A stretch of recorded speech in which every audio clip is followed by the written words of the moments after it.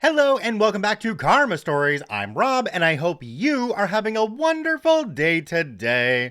Today I have a few stories for you from the Malicious Compliance subreddit. Before we start today, make sure to check out Pebbles the Penguin, now in multiple colors, up on the dangly3d.com website. This ice cream pint holder is adorable and ready to go home with you. You guys made it very clear that Pebbles the Penguin was your favorite because we sold the most of those. So now we have it in multiple different colors. Check them out at dangly3d.com. On to today's stories, let's jump right in. This story comes to us from Icy Computer Poop. Get rid of those effing dandelions. I'm 24, living in my first place on my own. I'd rented a townhouse. This was back in the late 80s, even when poor people could rent entire houses, and was putting myself through college. Not a lot of money to spare, but I was getting by. The townhouse was not detached, and I had two neighbors whose homes were directly attached to my own. I got along fine with my southernmost neighbor, aka we said hi when we saw each other, and that was about it. But the other neighbor, he had a chip on his shoulder.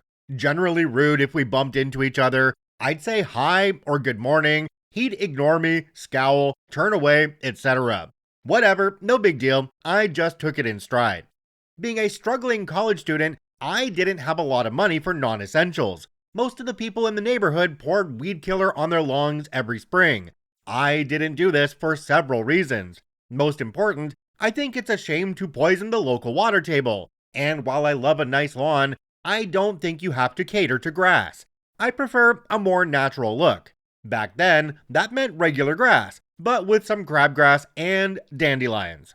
One day, Bob starts berating me over my dandelions. It doesn't fit the neighborhood. Don't you have any self-respect? You bring down the tone of the neighborhood. Every time he'd see me, he'd tell me I need to pour poison on my lawn, which I explained I couldn't afford and didn't want to do. At first, I was polite as I wanted to be on good terms with my neighbors, but Bob started getting angrier and more unreasonable, started calling me poor white trash. One day, I'm coming home, parking in my driveway with some friends from school in my car. As we're getting out, Bob comes outside and shouts at the top of his lungs, "Get rid of those effing dandelions!" He looks over and now spots my friends getting out of the car, and he's clearly embarrassed, but he doubled down and started talking directly with my friends. "Did you know your friend is an embarrassment to the neighborhood? How's it feel to be friends with white trash?" I had just about had enough of his anger by then, and I snapped back, told him to F off and mind his own business. Several days later, I get a knock on my front door. Open up the door, and it's a bylaw enforcement officer. Says he's responding to complaints of noxious weeds in my backyard, and asks to come take a look for himself. Being a middle unit, the only access to my backyard was through the house. I invite him in, offer him a drink, of which he gratefully accepts, it's a hot day, and take him through to the backyard. Lots of lovely white and yellow dandelions peppered over the yard. He takes one look and gives a deep sigh.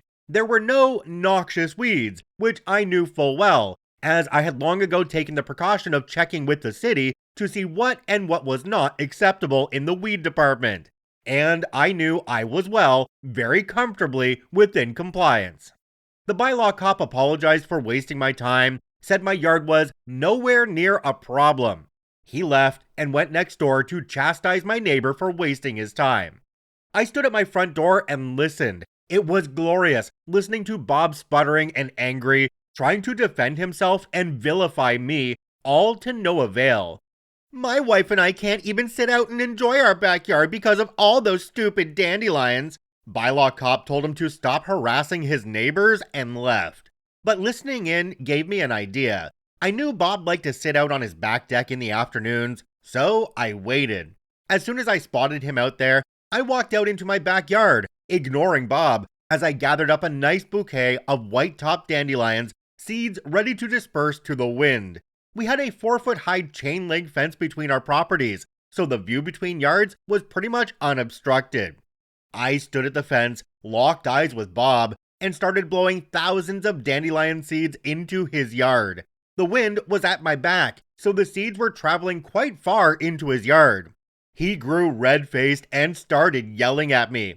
"What's the matter, Bob? I'm just doing what you asked and getting rid of my dandelions."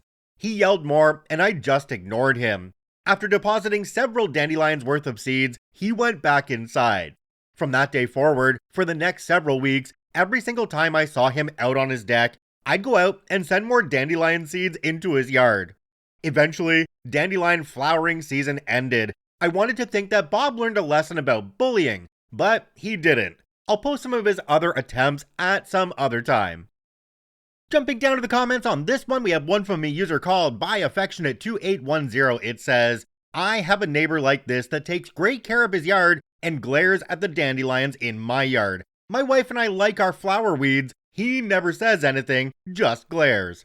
Another commenter down below called Confusable Fraggle said, "Laugh out loud. Many years ago, I had a good friend who was a master gardener. She ran the local garden club for a while and won several awards for her various gardens. She had gorgeous displays of native wildflowers, flowering bushes, a to-die-for display of roses, and a huge veggie garden. She told me that a weed is any plant in a place it isn't wanted, and that if the plant is one you want or like, then it's not a weed on your property. Therefore, if you like dandelions and clovers and whatever else, they are not weeds if you like them where they grow." I have used her definition of weeds ever since. Alright, so I can fully admit that I haven't been absolutely prudent about removing weeds from my lawn over the years. And my neighbor to the one side, who is coincidentally named Bob as well, has one of the most beautiful lawns in our neighborhood. He spends a lot of time on it, it looks amazing, and he absolutely is very proud of it, and he should be. But I know, even though he hasn't said anything, that he looks over here at my lawn and just shakes his head. Ugh. I wish I was a better neighbor, but I need more time to work on these things. This story comes to us from My Reddit Saga. "No more taking advantage of flexible hours. Your day ends at 4 p.m. from now on." This happened a long time ago, about 13 to 15 years ago. I had just started a job at a government agency where I was responsible for a big fleet of cars. My duties included driving the vehicles to various places like repair shops, tire companies, glass repair shops, and inspection centers. I also performed simple repairs myself, like replacing some light bulbs, not all. In addition to all of that, I hand washed and cleaned every car, both inside and out, refilled the windshield washer fluid, and made sure all the required items were in each car. Washing a car inside and out, checking the fluids, and making sure all the necessary equipment was present took a minimum of 45 minutes, and a maximum of about an hour. About a month into the job, my boss decided I was taking too much advantage of my flexible working hours, and told me that I had to stop working precisely at 4 p.m. So I decided to follow my boss's rule to the letter. As the days went on, and if it was after 3:15 p.m., I didn't think I had enough time to start washing and fixing another car. So instead, I did other small tasks, like sweeping the floor or restocking the supply room. After a few weeks of this, my boss noticed that fewer cars had been cleaned and fixed in total. So he called me into a meeting to ask why. That's when I brought up his policy that I have to leave at exactly 4 p.m. and that I shouldn't be taking advantage of my flexible hours. The boss suddenly realized why I had been taking advantage of the flexible hours before. I was simply working smart. Some days I would go home a little earlier after a car was finished, and on other days I needed an extra 5 to 20 minutes to complete a car. It wasn't a daily issue, but it happened often enough that the boss's new policy created a problem. So after the boss had been thinking for a moment, he said that we should go back to the way I was working before. He apologized for his poor policy and admitted that he was wrong. I ended up staying at that job for about 2 more years, and we got along well for that entire time. Jumping down to the comments on this one, everybody was surprised about a boss that was able to actually listen, reflect, fess up that they were wrong, and go with the best option. Wow, that just doesn't happen. I mean, every once in a while here, we get a boss who's willing to go back to the way things were before, only because they put their tail between their legs and kind of walk away without saying anything. A boss that apologizes really is a gem, and one that you want to keep with as long as you can. This story comes to us from Submarine Radio. You want a directly observed urinalysis? You got it. So I'm in the military, and anyone who served knows the sacred ritual of the urinalysis. It's not just peeing in a cup, it's peeing in a cup while being stared at like you're about to commit a felony with your bladder. Normally, the observer stands behind you, gives you space, and just makes sure you're not pulling any shady business. But this time, nah. This guy was new and clearly took direct observation to mean make eye contact with the stream. He tells me, pants and underwear all the way down, shirt up, free hand at your side, no touching anything except the bottle. I need a clear view. I blinked. You want a clear view? He nodded, dead serious. So I complied maliciously. I dropped everything to my ankles, lifted my shirt like I was flashing Times Square, and stood there like a statue. I made direct eye contact with him the entire time. No blinking, no shame, just pure unfiltered compliance. He looked uncomfortable. I looked serene. It took me a solid minute to start peeing because, performance anxiety. But I held the pose. I even asked, "Is this clear enough for you, sir?" He said he's only making me do it per the instruction at the command. He kinda just stared at the wall like he regretted every life choice that led him to this moment. After I finished, I pulled everything up, washed my hands, and walked out.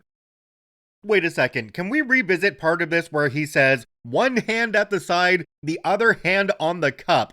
Okay. Am I just supposed to be free swinging right here and making sure I actually get some of this stuff into that cup? This is like a spray and pray situation, right?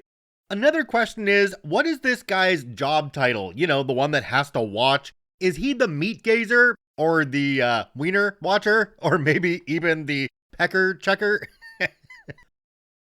This story comes to us from Messy Jessie 0. Oh, I'll smile alright. I, 21 female, work part-time at a retail clothing store while I'm finishing college. It's your typical mall chain, overpriced basics, weird music, and managers who think the customer is always right, even when the customer is actively shoplifting. One day during my shift, my manager Craig, 40s, always smells like Axe and insecurity, pulled me aside and said, "Hey, I noticed you don't smile much. You should really smile more. It makes customers feel welcome." I said, "You mean be friendlier?" He said, "No, literally just smile more, even when no one's talking to you. Just keep a smile on." Okay, Craig, you want smiles? You got it. For the rest of my shift and every shift after, I smiled. But not like normal smiling. I smiled wide, with too much teeth. I smiled while folding jeans. I smiled while sweeping. I smiled while telling a Karen we didn't have her size. I smiled at customers until they asked, "Are you okay?" One guy legit said I looked like I was about to snap. Another asked if I was in a cult. A little kid started crying when I greeted her at the fitting room. Coworkers caught on and joined me. We started calling it smile mode. By the end of the week, it looked like a haunted mannequin showroom. Craig finally told us to tone it down. I asked sweetly, still smiling, "Oh, I thought you said to smile more." He didn't bring it up again. Jumping down to the comments on this one, we have one from a user called Bandcat1. It says, "I'm a man. I had a supervisor tell me to smile more once. When I did, I made sure to keep dead eyes and slightly tilted my head down. It creeped her out and asked me to stop immediately. It was never brought up again." I want to clarify a statement that OP made because it's one that you hear all the time when people talk about retail and customers, and it is the one of, the customer is always right. Well, actually, that's not the full sentence. The full sentence is, the customer is always right in matters of taste. What this literally means is that you never question a customer's style or what they like, no matter how ugly or inappropriate you think it is. You sell them what they want because they know what they want. They know what works for them. Customers are absolutely not always right if they're being rude to you, or causing a scene, or being a Karen. There truly are limits to what you should be putting up with, and I would never let a customer walk all over you, regardless of the job that you are in. Alright, I think we'll end this one here today. If you enjoyed this episode, make sure to follow us on your preferred podcasting platform. I checked into the stats, and about 40% of the people on Spotify are actually following the podcast. That means 60% of you listening to this right now are not actually following. So, Hit that follow button if you don't mind. Make sure to give us a 5-star rating because it does really help us out. The last time we asked for this, it gave us a huge push in the Spotify algorithm. Those of you over on the YouTube side, make sure you hit that subscribe button and drop a like on the video as well. It really does help us out there. Alright, I thank each and every one of you for watching and listening. I hope you all have a wonderful day, and we'll see you tomorrow.